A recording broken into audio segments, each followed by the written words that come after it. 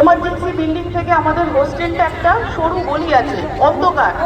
সেই গলিটা দিয়ে আমি একা গেছি, কোনো দিন এক মুহূর্তের জন্য মনে হয়নি যে আমার গায়ে কেউ আজ উঠতে পারে। গলার স্টেথও আমরা জানি আমরা সেফ হসপিটালে।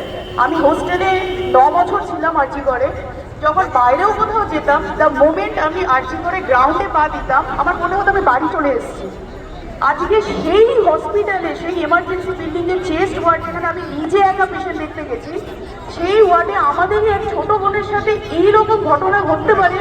বিশ্বাস করুন, আমাদের সত্যি রাতে ঘুম আসছে না যে ওই রাতে আমিও গেছি ওই ওয়ার্ডে একা একা রাউন্ড দিতে। আমি ভাবতেও পারিনি এরকম হতে পারে আমাদের সাথে। আজকে সত্যি আমরা প্রচন্ড, মানে এত কষ্ট হচ্ছে আপনাদের আমি বলতে পারবো না। যে ওই কলেজটা আমার সেকেন্ড হোম ছিল একটা সময়, আজকে সেই কলেজের নামে সবাই দুর্নাম করছে, প্রচন্ড কষ্ট হচ্ছে এটা শুনতে।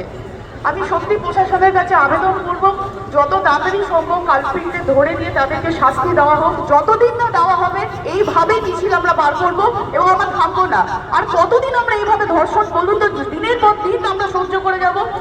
আজকে ইন্ডিপেন্ডেন্স ডে, আর আজকে এই দিন দেখতে হচ্ছে আমাদেরকে যে আমরা আজকে কিসের স্বাধীনতা নামে পালন করছি, বলুন তো। আমরা থামবো না এবং আমরা যতদিন না জাস্টিস পাবো আমাদের এই লড়াই চলবেই চলবে।